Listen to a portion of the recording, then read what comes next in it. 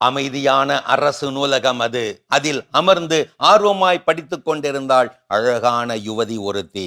தனியாக அமர்ந்தபடி அவள் அருகே இருக்கையொன்று காலியாக இருக்கவே மெல்ல புன்னகைத்தபடி அருகே போனான் அழகான யுவன் ஒருவன். நூலக அமைதி கலைத்து சன்னமாக முணுமுணுத்தான். அருகிலே நான் அமரலாமா? அவ்வளவுதான். அவள் நிமிர்ந்து பார்த்தாள். காட்டுத்தனமாக கத்திவிட்டாள். என்ன, இன்றிரவு உன்னோடு தங்குவதா? என்ன நினைத்தாய் என்னை? நான் யார் தெரியுமா?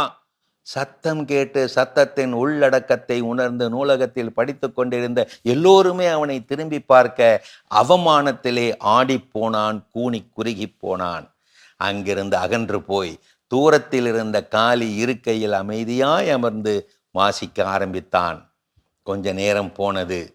அவமானப்படுத்திய அந்த அழகான யுவதி மெல்ல எழுந்து அவன் அருகில் போய் அமர்ந்து நூலக அமைதியை சன்னமாக கலைத்து முணுமுணுத்தாள். மன்னிக்கவும், நான் மனோதத்துவம் பயிலும் மாணவி. போலி குற்றச்சூழலிலே உங்கள் மனநிலை எப்படி இருக்கும் என்று ஆய்வு பார்க்கவே இப்படி செய்தேன். அவ்வளவுதான். அவன் நிமிர்ந்து பார்த்து விட்டு கத்திவிட்டான். என்ன, ஒரு இரவுக்கு 1000 ரூபாயா? அதெல்லாம் முடியாது. என்ன நினைத்தாய் என்னை? நானெல்லாம் வர முடியாது. நான் யார் தெரியுமா? இரண்டாம் சத்தத்தை கேட்டு சத்தத்தின் உள்ளடக்கத்தை உணர்ந்து அங்கே படித்து கொண்டிருந்த எல்லோருமே அவளை திரும்பி பார்க்க அவமானத்தில் ஆடிப்போய் விட்டாள் அவள். அவர்கள் ஆடி அடங்க இப்போது இவன் முணுமுணுத்தானா? மன்னிக்கவும், நான் சட்டக்கல்லூரி மாணவன்.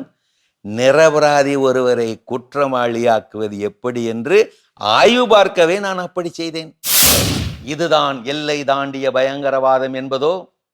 உன் பக்கத்து நியாயமும் விளைவும் அடுத்த பக்கத்துக்கும் பொருந்தும் தானே. பதிலுக்கு பதில் வாதாட பலருக்கு தெரியும். ஆனால் மனதோடு மனதாய் உறவாட சிலருக்கு மட்டும்தான் தெரியும். பதிலுக்கு பதில் பேசுபவர்கள் அறிவாளிகளும் அல்ல, மௌனமாய் விலகி நிற்பவர்கள் முட்டாள்களும் அல்ல. தெரியாத ஒரு விஷயத்தை தெரிந்து கொள்வது அவமானம் அல்ல, தெரிந்து கொள்ளாமல் இருப்பதே அவமானம். அதிர்ச்சி தரும் எவரும் அதை பெறவும் தயாராக இருக்க வேண்டும்.